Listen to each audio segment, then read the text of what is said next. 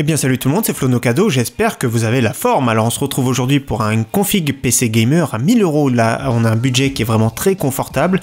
On pourra jouer à tous les jeux actuels en 1080p voire 1440p, entre élevé et ultra. Donc comme processeur, j'ai choisi avec le AMD Ryzen 5 1600, donc c'est le processeur que je recommande le plus de la gamme AMD Ryzen. Alors on a 6 cœurs, on a 12 threads, donc c'est vraiment un processeur qui est à l'aise pour le gaming, qui peut être aussi à l'aise pour de l'encodage sans problème. Il est plus performant que son concurrent pour l'encodage, pour le montage vidéo, et il va être très bien aussi pour le stream également. Donc il est un petit peu en retrait pour du gaming pur que les Intel, mais c'est un très bon processeur, super polyvalent. Donc voilà, c'est pour ça que j'ai choisi celui-ci. Donc une petite carte mère, j'ai pas explosé le budget pour la compagnie, donc c'est du micro ATX. On peut mettre de toute façon sur le chipset B350 qu'une seule carte graphique. Donc moi je le trouve classe cette carte graphique. MSI souvent c'est classe. Elle est très sobre. On peut mettre jusqu'à 4 barrettes de RAM. Une carte graphique ça nous suffit. Et on peut rajouter par exemple une carte Wi-Fi. Donc elle a tout ce qu'il faut. Ensuite on passe, j'ai pris 8 Go de RAM, donc pour ceux qui veulent vraiment du stream à tout prix à condition d'avoir une bonne connexion internet bien sûr, je vous conseille de prendre 16 Go de RAM.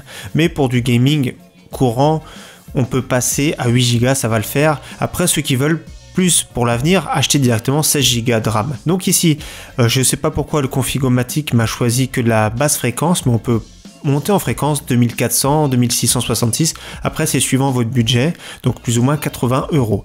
La carte graphique, là on est sur du lourd avec la GTX 1070 en version 8 Go, de toute façon il n'y a qu'une seule version 8 Go vous me direz, donc dans les 400 € ici, la marque KFA2, super classe, hein, c'est parmi le meilleur rapport qualité-prix, on les trouve souvent chez Top Achat rue du Commerce.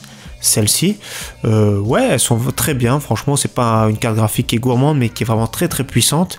On pourra aller sur du 1440p sans problème en élevé avec cette carte graphique et franchement 1080p ultra sans problème.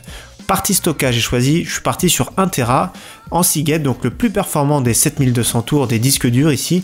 Alors il a 8 Go de RAM, pas de RAM, de SSD qui est intégré, donc on appelle ça les SSHD. Donc il met en cache un peu de programmes pour accélérer certains programmes, donc le démarrage de Windows par exemple, tout ça qui va être un peu plus rapide qu'un disque dur classique.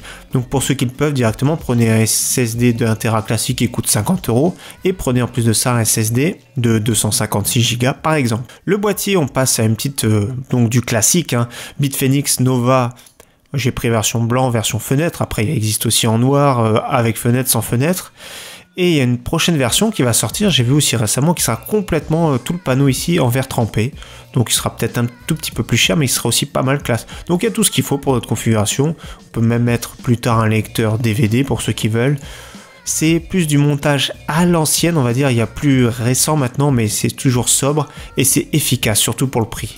L'alimentation 650 watts pour être tranquille, donc la marque Corsair, c'est de l'entrée de gamme on va dire chez Corsair. 650 watts c'est très bien, 80 plus pour notre configuration là, et on va récapituler tout ça, donc 1047 €. Alors je vous ai dit moins de 1000 €, mais avec le petit code moins 6%, vous voyez, code bonus, ça fait, j'ai calculé dans les 950 €. En plus de ça jusqu'au 18 juin, mais souvent c'est des styles de code, ça revient très souvent chez Top Achat, donc à vous de commander quand il y a un code de réduction. Donc tous les produits sont éligibles à ce code de réduction, donc j'ai vérifié, donc plus qu'à assembler tous ces composants. Pour une clé Windows, donc j'ai trouvé une clé Windows pas chère chez Amazon, donc 5,71 €, c'est vraiment pas cher pour la licence, donc ça fait 8 € avec les frais de port on va dire, donc après c'est à vous de voir, mais c'est vraiment pas cher du tout pour une licence Windows, donc c'est très bien. Et j'avais fait un petit tuto, je vais mettre le lien cliquable en fin de vidéo, donc comment installer Windows 10 à partir d'une clé USB, donc créer sa clé USB bootable.